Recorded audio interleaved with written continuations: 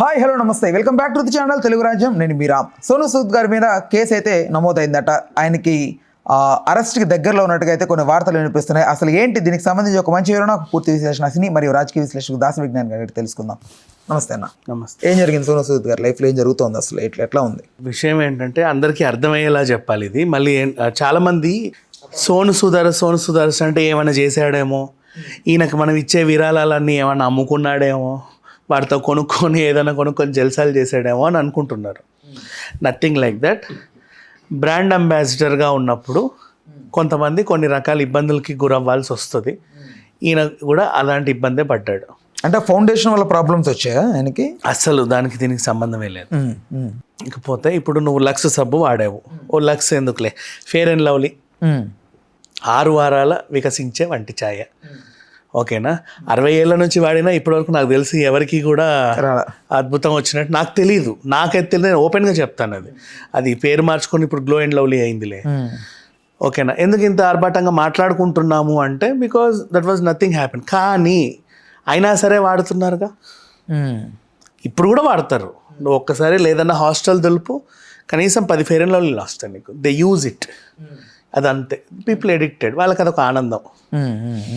సంతూర్ ఇప్పటికీ వాడతాం, మైసూర్ శాండల్ ఇప్పటికీ వాడతాం, లక్స్ ఇప్పటికీ వాడతాం. సినితారలు వాడే సబ్బు లక్స్ అని బయట యాడ్. ఏ ఒక్క సినితార నేను వాడటం చూడలా. 30 రూపాయలు పెట్టి ఎందుకు కొంటారు చెప్పు? నార్మల్ కామన్ మ్యాన్ కాదు, వాళ్ళు ఏదో బాగా కాస్ట్లీగా వాడతారు. లేదు, అది కాదు విషయం. ఏంటంటే పీపుల్ నెవర్ యూస్, తెలిసిన వాళ్ళు ఎవరు సబ్బు వాడరు, బాడీ వాషే యూస్ చేస్తారు.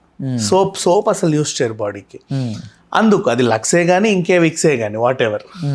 సో అందుకు. కానీ సినీతారలు వాడే సబ్బే లక్స్ అని చెప్పేసి బయట అంత ప్రచారం. అదేంటో అట్లా ఉంటాయి కొన్ని. ఇప్పుడు ఏమైంది అనుకోకుండా నీకు వాటర్ ఎలర్జీ వల్ల మొత్తం ఏవో పొక్కులు వచ్చేసాయి. మైసూర్ శాండల్ కంపెనీ మీద కేసు వేసావు, వీడి సబ్బు వాడడం వల్లే నాకు ఇలా వచ్చింది అని. పనిలో పనిగా దానికి ప్రమోట్ చేసే స్టార్ ఎవరైతే ఉన్నారో, ఫర్ ఎగ్జాంపుల్ మహేష్ బాబు సంతూర్ అనుకో, సంతూర్ సంపు మీద నువ్వు వేసావు, ప్రత్యక్ష సాక్షి కింద మహేష్ బాబు పేరు రాశావు. అంటే అతని ద్వారా ఇన్ఫ్లుయెన్స్ అయ్యాం కాబట్టి ప్రత్యక్ష సాక్షి ఆయన, ఇంకంతే. అలా పెట్టేశావు, ఆయన్ని కూడా దాంట్లో వాడేసావు.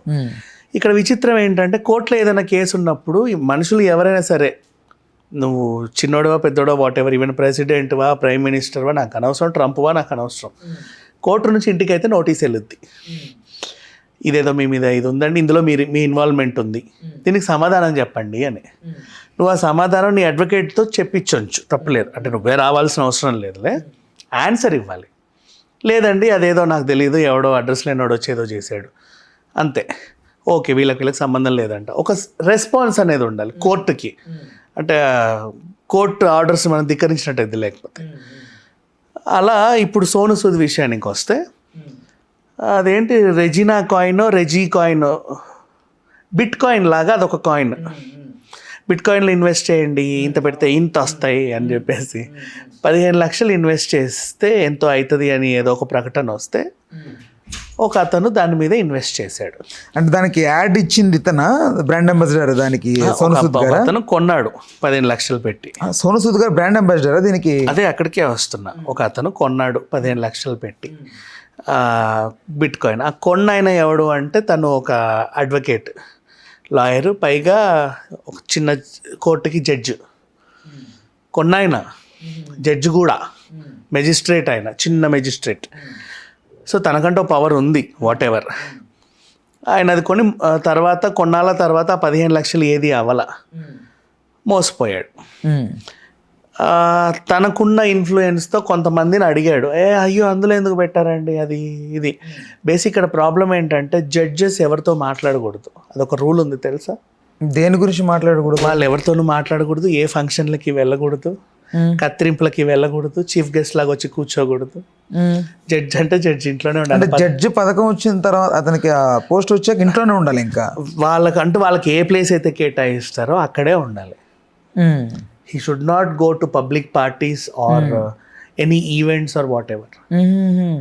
జడ్జ్ అంటే అంతే. కోర్టు అయిపోయిన తర్వాత పాపం తనకి కేటాయించిన ప్రదేశం. ఆ హౌస్ కూడా గవర్నమెంట్ తరఫున క్వార్టర్సే. నీకు సొంత ఇల్లు అనేది ఏమి ఉండదు ఆ పదవిలో ఉన్నంత కాలం. అవును అవును. అంటే మిగతా వాళ్ళ చేతి తను ఇన్ఫ్లుయెన్స్ అవ్వకూడదు, ఏమో అవి వాళ్ళ రూల్స్ వాట్ ఎవర్, దాని గురించి మాట్లాడితే పెద్ద సబ్జెక్ట్. అదే అవును. సో ఈయన అనుకోకుండా అది మోసపోవడం జరిగింది. ఇప్పుడు దాని మీద ఈయన ఎంక్వైరీ చేసి 10 మందిని పిలిచి అడగడానికి లేదు, ఏం చేయలేడు. సో తను ఏం చేశాడు, మన ఓషివారా పోలీస్ స్టేషన్, మన అంధేరి వెస్ట్, అక్కడ ఆ పోలీస్ స్టేషన్కి నోటీసులు పంపాడు. బాంబేయా? బాంబేలో నోటీసులు పంపాడు. నేను పలానా వ్యక్తి ద్వారా 15 లక్షలు మోసపోయాను అండ్ దానికి ప్రత్యక్ష సాక్షి కింద సోనూ సూద్ని యాడ్ చేశాడు. ఇప్పుడు సోనూ సూద్ క్యారెక్టర్ ఎందుకు వచ్చిందంటే దీనికి ఓవరాల్గా ఆ బ్రాండ్ని ఇట్లా రెజీ కాయిన్ అని యాడ్ ఇచ్చింది సోనూ సూద్ అక్కడ.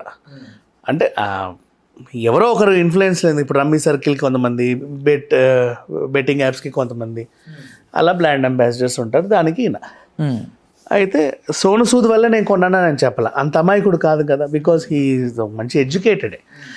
సో ప్రత్యక్ష సాక్షి కింద ఎందుకు ఆయన యాడ్ చేశాడు అంటే అసలు ఆ కంపెనీని తను ప్రొజెక్ట్ చేస్తున్నాడు బయటికి, కాబట్టి తను కూడా ఒక సాక్షి. అవును వీళ్ళు 15 లక్షలు పెట్టండి 30 లక్షలు పొందండి అనే యాడ్లలో ఈయన ఇన్వాల్వ్మెంట్ ఉంది. తన వల్ల నాకేం ప్రాబ్లం లేదు, కాకపోతే దాంట్లో సాక్షికి ఇతను ఉన్నాడు వాళ్ళ తరఫున, ఒకసారి చూడండి అని పోలీస్ స్టేషన్ పంపిస్తే ఆ నోటీస్ అట్లనే ఉంది. అంటే అవుతుంది పెడితే అని నమ్మించాడు అనేదే కదా అక్కడ కాన్సెప్ట్. సోనూ సూద్ సంబంధం లేదు ఇక్కడ, నేనే నిన్ను నమ్మించా 15 లక్షలు పెట్టు పలానా దాంట్లో సూపర్ ఉంటుంది అని, అంతే. ఒక ల్యాండ్ కొనిపించా నీతో, శుభగృహ కొనిపించా నీతో, 15 లక్షలు పెట్టు, నెక్స్ట్ ఇయర్ 30 లక్షలు వద్దని. నువ్వు వచ్చేటప్పుడు అక్కడ చూసావు ఈ పక్క ఎస్పీ బాలసుబ్రహ్మణ్యం, ఆ పక్కనేమో రామ్ చరణ్ తేజ ఉన్నారు. దాంట్లో ఎస్పీ బాలసుబ్రహ్మణ్యం లేడు కాబట్టి నువ్వు రామ్ చరణ్ తేజ మీద కూడా సాక్షి అని యాడ్ చేసి వెళ్ళిపోయావు, అంతే. సో అట్లా సోనూ సూద్ని సాక్షి దగ్గర యాడ్ చేశాడు. ఆయన ఆ కేసులో ఉన్నాడు కాబట్టి ఆ పోలీస్ స్టేషన్కి నోటీసులు వెళ్ళాయి. పోలీస్ స్టేషన్ నోటీసులు వచ్చాక కవర్ వాళ్ళ ఇంటికి సంబంధించి ఇలా మీకు నోటీసులు వచ్చాయని చెప్తారు. ఈయన పట్టించుకోవాలి దాన్ని, ఇట్లాంటివి 100 ఉంటాయని. బికాస్ చాలామంది కొంతమంది పట్టించుకోరు ఇలాంటివి.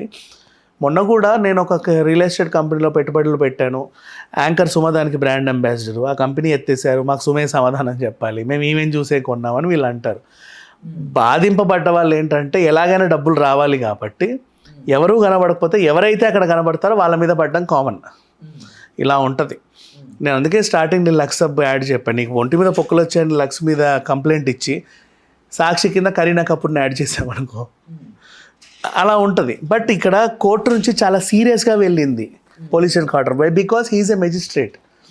తన చేతిల్లో ఉంది దాన్ని ఎంత సివియర్గా తీసుకెళ్ళాలి అని, కాబట్టి అంత సివియర్గా పోలీస్ స్టేషన్కి. అది లీగలా ఇల్లీగలా? ఇట్స్ లీగలే, బికాస్ హీఈస్ ఏ కన్జ్యూమర్. తను జడ్జ్ అయితే మాత్రం హీఈస్ ఏ కన్జ్యూమర్. తను ఒక ప్రోడక్ట్ కొన్నాడు, మోసపోయాడు. కొనాలంటే సంప్రదింపులు జరపాలి కదా, మరి జడ్జి ఎవరి దగ్గర సంప్రదింపులు జరపకూడదన్నప్పుడు ఎలా ఇది? ఇప్పుడు ఆయన కొన్నప్పుడు జడ్జి కాకుండొచ్చు, ఆయన అడ్వకేట్గా ఉన్నప్పుడే ఇన్వెస్ట్ చేయొచ్చు. తర్వాత ఒక జడ్జి అయ్యాడు, ఆయన జడ్జి అయినప్పుడు తెలిసింది నేను మోసపోయాను అని. మనిషికి ఎదుగుదల ఉంటుంది కదా, అలాంటి టైంలో జరిగింది. సో ఇప్పుడు తను ఏం చేయాలి, ప్రత్యక్షంగా వెళ్ళి ఎవరితో కొట్టడానికి లేదు, కంపెనీకి వెళ్ళి తలుపులు వెళ్ళగొట్టడానికి లేదు, వాళ్ళ ముందు కూర్చొని గొడవ చేయడానికి లేదు. అధికారం ఉంది, పైగా న్యాయం తెలుసు, న్యాయస్థానం గురించి ఉంది, పట్టు ఉంది కాబట్టి నోటీసులు పంపాడు. ఆ సివియర్ నోటీసులు ఓషివారా పోలీసు వాళ్ళు కూడా సోనూ సూద్ నీకు నోటీసులు వచ్చాయి. ఏమొచ్చిందంటే నువ్వు అది ఏదో పెన్ను కొనమని చెప్పావంట కదా, ఆ పెన్ను కొనేటప్పుడు వాడికి పొడుచుకుందంటే అందుకే నీ మీద వేసాడని వాడు చెప్పాడు. ఇలాంటివి అవుతానే ఉంటే నేను పట్టించుకొని దీనికని చెప్పి ఆయన నాకు బోల్డ్ పనులను ఇంకోసారి రాకండి నా దగ్గరికి అన్నాడు.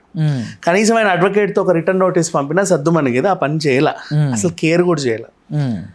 నోటీసు కేర్ అవ్వకపోయేసరికి ఈయనకి 15 లక్షలు మోసపోయినట్టు ఈయన ఉండట్లా. అంటే ఒక 30 లక్షలు ఈ టైంకి నాకు రావాలి, పోనీ అట్లీస్ట్ నావన్నా నాకు రావాలి, న్యాయంగా రావాలి. పైగా నేను న్యాయబద్ధంగా ఇంత మంచి పొజిషన్లో ఉండి నేను మోసపోయానంటే నాకు నా మొహం చూసి నాకే నవ్వు వస్తుంది కదా. So I can't stay.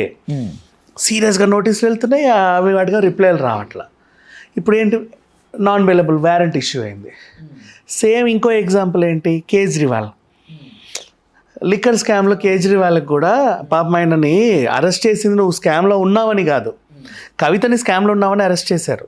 కేజ్రీవాల్ని అలా అరెస్ట్ చేయాల, 10 సార్లు వెళ్ళి తలుపులు కొడితే ఆయన తీలా, అందుకు తీసుకొచ్చి లోపలేశారు నువ్వు వస్తలేవు అని, అంతే. అంటే కోర్టు ఏదన్నా ఇస్తే నువ్వు రాకున్నా పర్లా, నువ్వు ఇట్లా ఇచ్చినా పర్లా, అట్లీస్ట్ ఒక అడ్వకేట్తో నోటీస్ ఇచ్చినా పర్లా, రిప్లై ఇవ్వాలి అంతే. వాళ్ళు ఏమీ అడగరు. ఆ తర్వాత అది నడుస్తూ ఉంటుంది, నీ అడ్వకేట్ పోరాడతాడు నీకోసం, నువ్వు ఖచ్చితంగా రావాల్సిన అవసరం కూడా లేదు. ఈయన అస్సలు పట్టించుకోకపోయేసరికి. అండ్ ఇంకోటి, అలా ఎందుకు పట్టించుకోలేదు సోను సూద్కి, అంత చదువుకున్నాడు ఆమాతం తెలియదు అనే కామెంట్లు చూస్తున్నాను నేను. అసలు స్పందించాల్సిన అవసరం కూడా లేదు.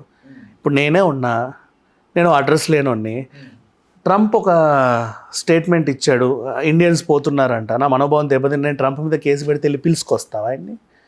నోటీసులు 10 సార్లు పంపుతావు, ఆయన కేర్ చేయకపోతే వెళ్ళి ట్రంప్ని అరెస్ట్ చేస్తేస్తావా? అసలు ఆ నోటీస్కి సంబంధించి మనం ఎందుకు మాట్లాడాలి? ఎవడో అడ్రస్ లేనోడి మనోభావం అది, దానికి వీళ్ళు స్పందించాల్సిన అవసరం అయితే లేదు 100, because he is not involved in that crime. వీళ్ళు జస్ట్ దాన్ని రిప్రజెంటేటర్స్ అంతే, they are representing that brand. ఆ బ్రాండ్ వాళ్ళే ఎందుకు రిప్రజెంట్ చేయాలి, వీళ్ళకి బుద్ధి లేదా అంటే నథింగ్. వాళ్ళు మోడల్స్ అయిందే అందుకు, సంపాదించుకోవడానికే, తెర మీద కనబడి సంపాదించుకోవాలి. సినిమా అయితే సినిమా నటించాలి విలన్గా, యాడ్ అయితే అది దోశలేసి దోశల పిండి కొనండి అనాలి, ఈ గరిటె కొనండి అనాలి, ఈ టైర్లే వేసుకోండి, ఈ పెయింటే వాడుకోండి. వాళ్ళని ఎందుకంటే బికాజ్ దే ఆర్ మోడల్స్. వాళ్ళు ఉంటేనే ఆ ప్రోడక్ట్ అమ్ముడు పోతుందని ఈ కంపెనీ నమ్ముద్ది. ఆ కంపెనీ ఎత్తేసినంత మాత్రాన మీరు వెళ్ళి ఎవరైతే అడ్వర్టైజ్లు ఇచ్చారో వాళ్ళ మీద కేసులు పెట్టొద్దు. థమ్స్అప్లో పురుగులు ఉన్నాయి, వెళ్ళి మహేష్ బాబుని పట్టుకొస్తారా? థమ్స్అప్ కంపెనీ రెస్పాండ్ ఇవ్వట్లేదు అని. అవుతాయి, చాలా చాలా అవుతాయి. అండ్ ఇంకోటి, KFC చికెన్లో పురుగులు వచ్చాయి, ఆ ఫ్రాంచైజీ ఓన్ని మీరు వెళ్ళాలి అడగాలి. KFC వాడికి ఫ్రాంచైజీ అమ్మి చేతులు దులుపుకుంది. నువ్వు వెళ్ళి కెంటాకీ ఫ్రైడ్ చికెన్ కదా అని కెంటాకీ వెళ్ళి ఆ ఓనర్ని పట్టుకురాలేవుగా. ఇంతే. కాకపోతే ఇక్కడ ఏంటంటే ఈ బాధితుడు జడ్జ్ గారి పొజిషన్లో ఉన్నారు కాబట్టి ఆయన నోటీస్ సివియర్గా పంపాడు, ఆయన రెస్పాండ్ అవ్వలేదు. కోర్టు ఆజ్ఞని ఉల్లంఘించినందుకు సోను సూద్ గారికి అరెస్ట్ వారెంట్ వెళ్ళింది. ఏం పర్లేదు, వాళ్ళ అడ్వకేట్తో ఆయన ఆన్సర్ చెప్పుకుంటాడు. ఇది పెద్ద కేసు కాదు, అసలు ఆయన పట్టించుకోవాల్సిన అవసరం అంతకంటే లేదు. రైట్, ఓకేనా, thanks Sudharna, thanks for information. Please do subscribe to Telugu Rajyam channel. Please do subscribe to Telugu Rajyam channel. Please do subscribe to Telugu Rajyam channel. Hi అండి, నేను మీ ఆర్పీని, నెల్లూరు పెద్దారెడ్డి చేపల పులుసు ఓనర్ని.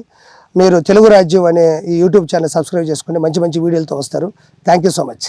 Hi people, I'm Sonakshi Verma and you please watch Telugu Rajyam and please subscribe to the channel.